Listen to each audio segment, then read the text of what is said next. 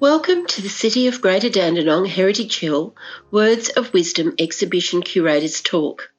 My name is Rhonda, and our talk today will cover a selection of items from the City of Greater Dandenong Civic and Cultural Heritage Collection, the Dandenong and District and Springvale and District Historical Societies, as well as private collections. These items explore the narratives of life as told and recorded through the printed word. The Words of Wisdom exhibition is on the land of the Bunurong, Wurundjeri and Boomerang peoples.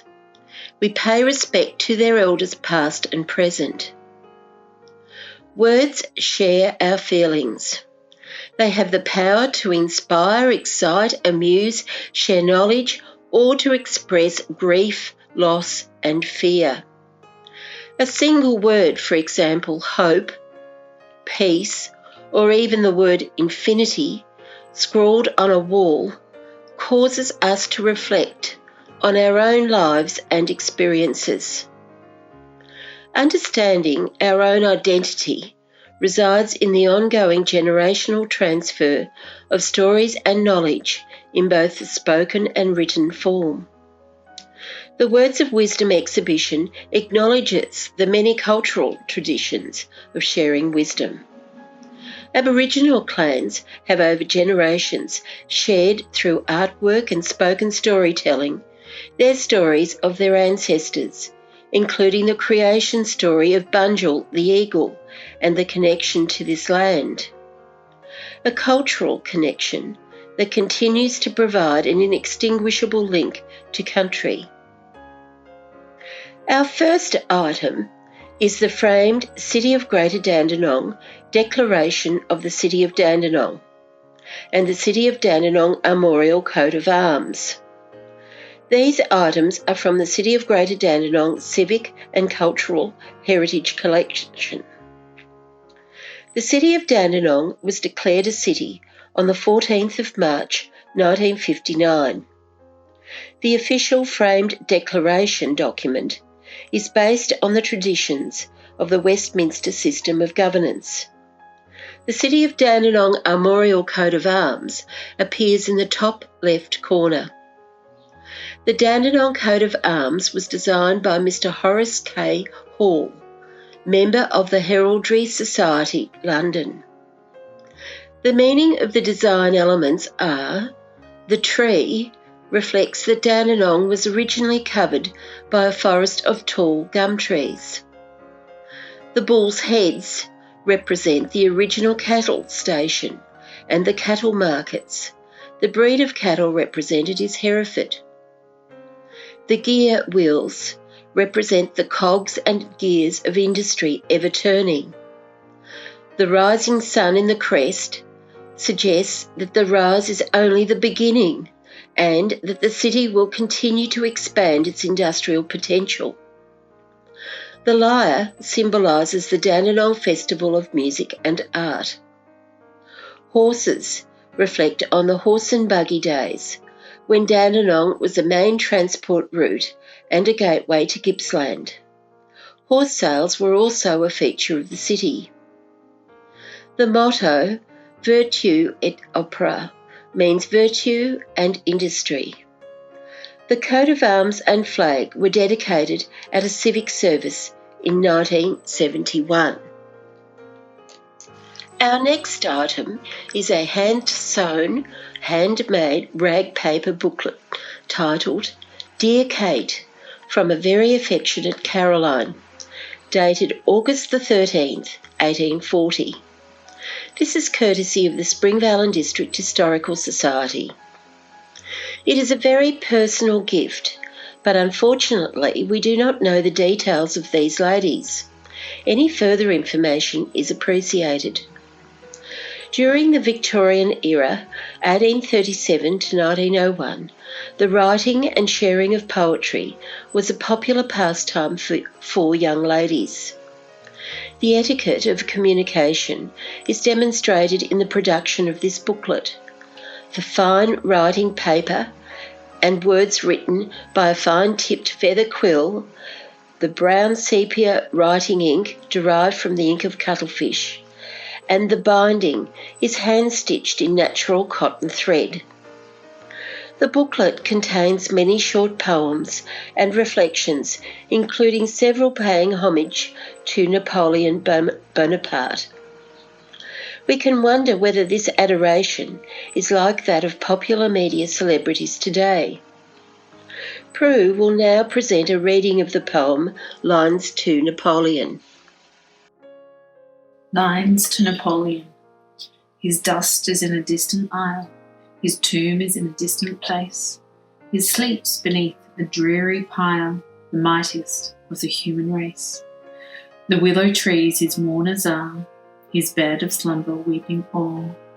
The waters sound his dirge, note there the moan for evermore. His gloomy fame o'er earth hath spread, wherever man and nations be, like some dark mountain's giant shade, grim reaching over land and sea. His name to kings was as the peal of rolling thunder, deep and dread.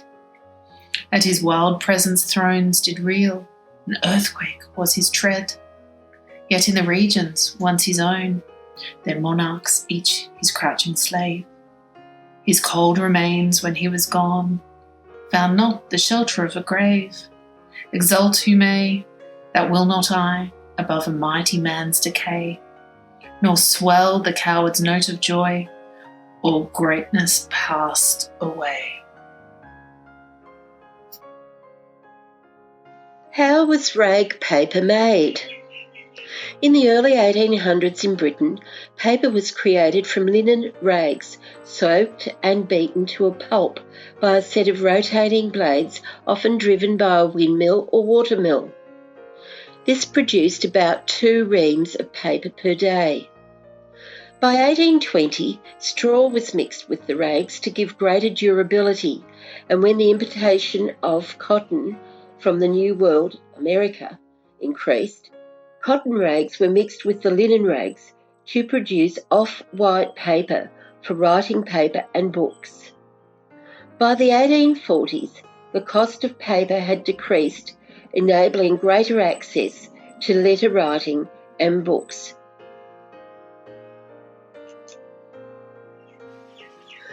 The third item is a framed replica letter written by Napoleon Bonaparte to General Paraguay, dated the 19th of December 1796.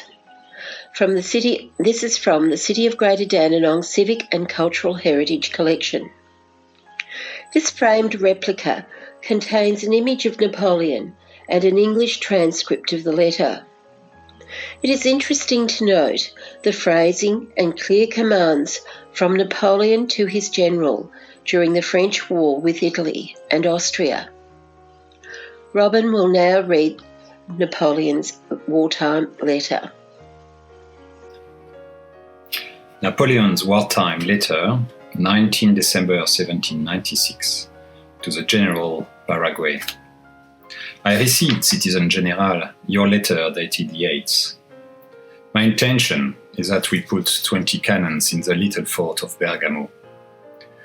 Provision it carefully and consult with the conductor of the artillery and corps of engineers to ready their fort for attack on the weakest side of the chateau, which faces the city. I await your detailed report in this undertaking from the conductor of the corps of engineers, and I think that the time being as it is, he should have begun work. I wish to know what needs to be done to put the city in a state of defense on one side, and at the same time what it will take to reinforce the surrounding wall in order to remain protected from a surprise attack. Imagine that at this hour, the provisions you asked for will already be in the chateau. Bonaparte. Bergamo is a town in Italy, approximately 40 kilometres northeast of Milan. Following this letter, French troops under General Paraguay entered Bergamo a few days after this letter was written, on Christmas Day 1796, without a fight, according to the Venetian podesta Count Ottolini, who agreed to withdraw the Venetian troops. On the 12th of March 1797, it was proclaimed a revolutionary republic of Bergamo.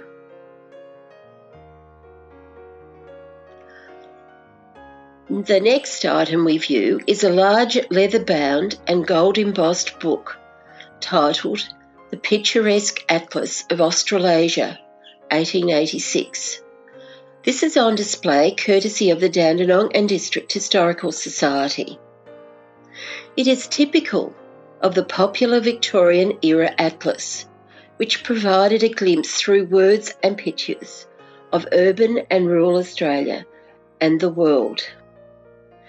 It is of highest quality, including over 1,100 finely crafted steel and wood engravings depicting a progressive, prosperous country of rich natural resources. The engravers took many weeks to complete a 7-inch by 1-inch block. Many images of the streets of Melbourne show a thriving metropolis of bustling horse-drawn carriages and pedestrians on paved streets. The atlas term, picturesque, was first popularised by William Gulpin to describe the Victorian-era fetish to travel to admire a view of scenic landscapes.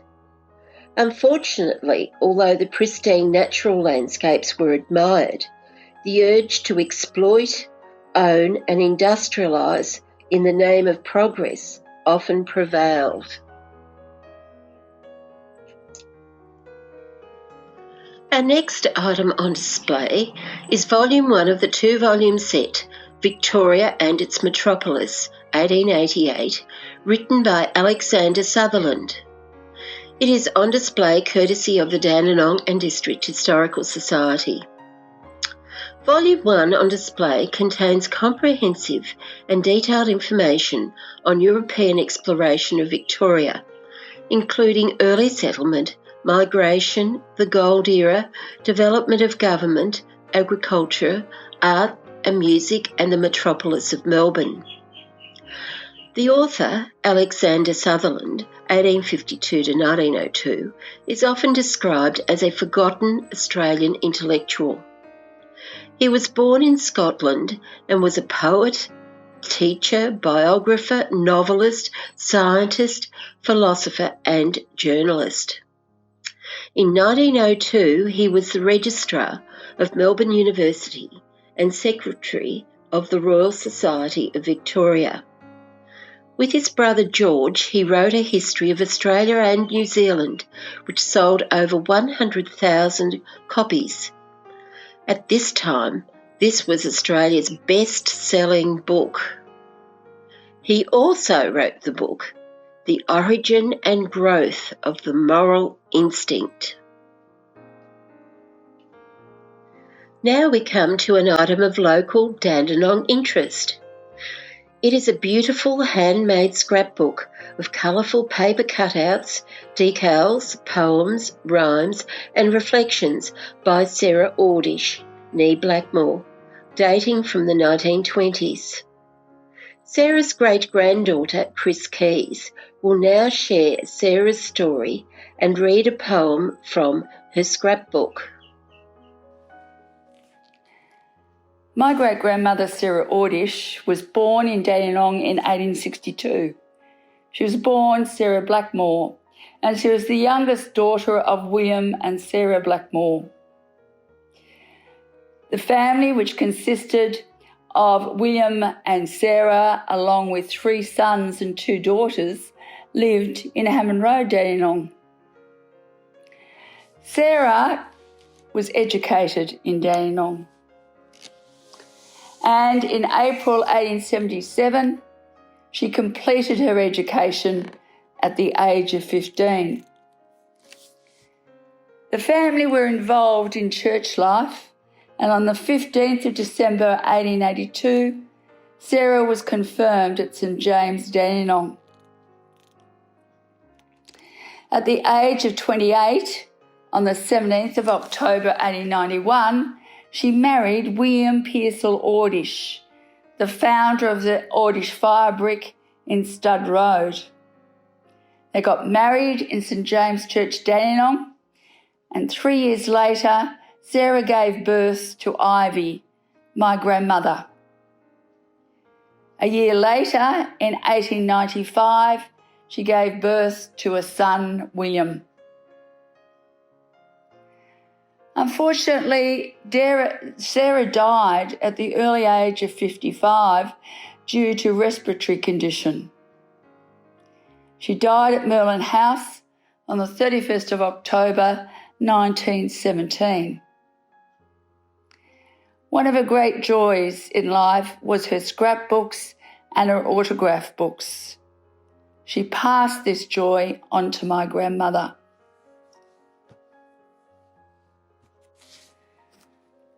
Unknown author.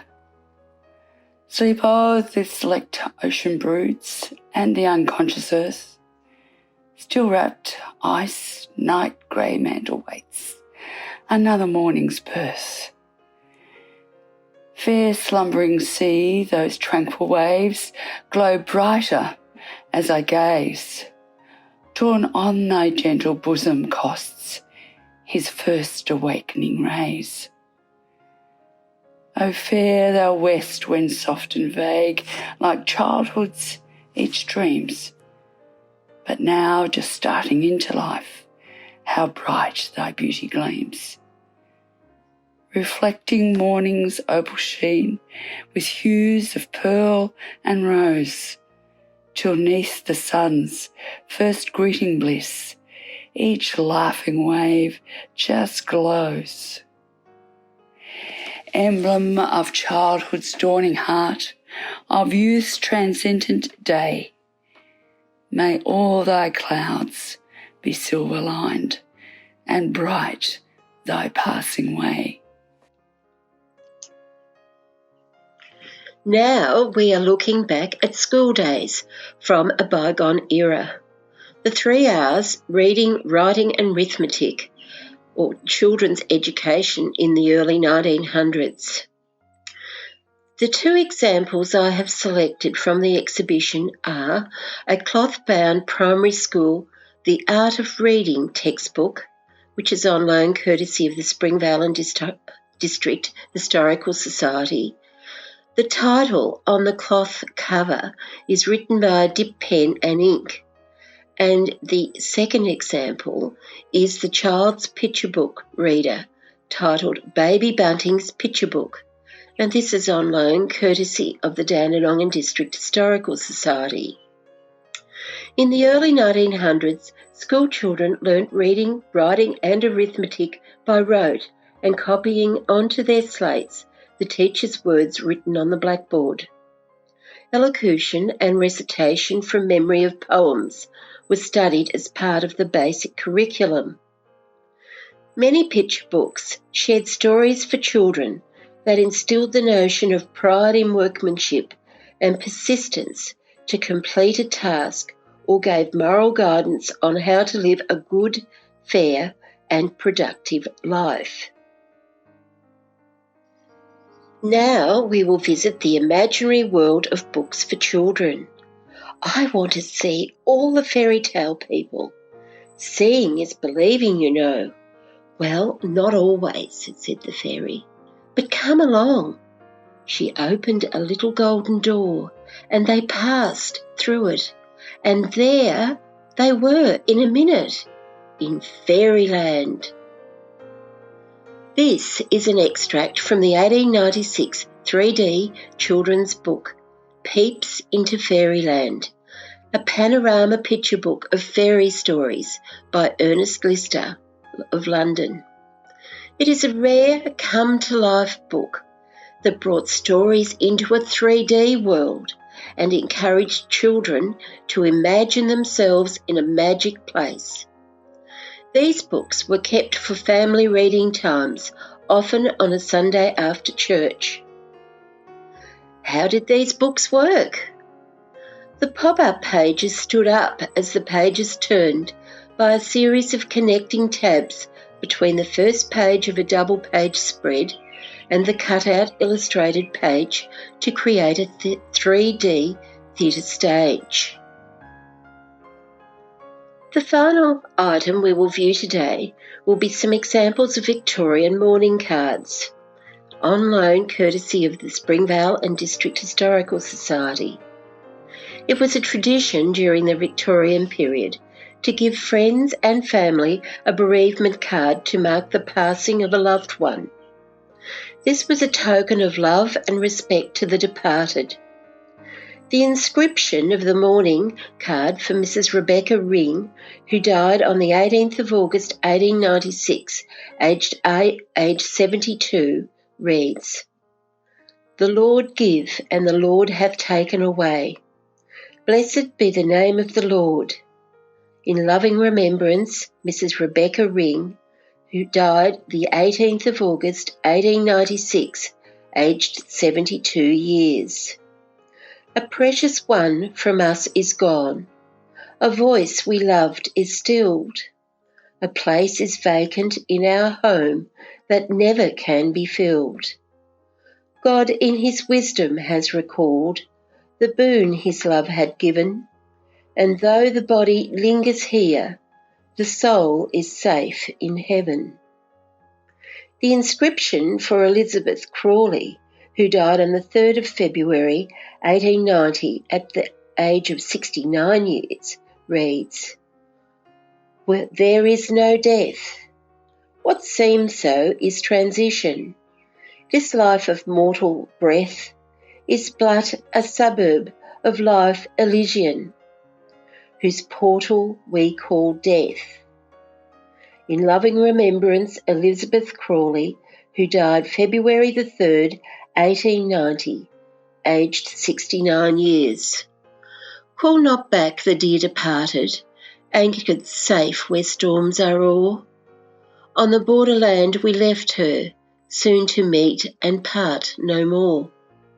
Far beyond this world of changes, far beyond this world of care, we shall find our missing loved one in our Father's mansion fair." Words that were heartfelt and gave hope to the bereaved. Thank you for taking this short visit of several items from the Words of Wisdom exhibition. Later in 2020, there will be a curator's talk on the exhibition A Floral Muse, an exhibition that celebrates the influence of gardens and flowers on household decorative arts from the Victorian, Arts and Crafts, Art Nouveau and Art Deco periods. We will in particular focus on textiles, metalwork, furnishings, wallpaper, books, glassware and ceramics.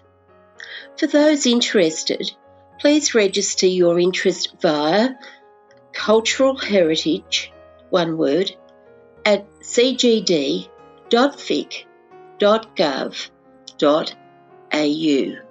Thank you for listening.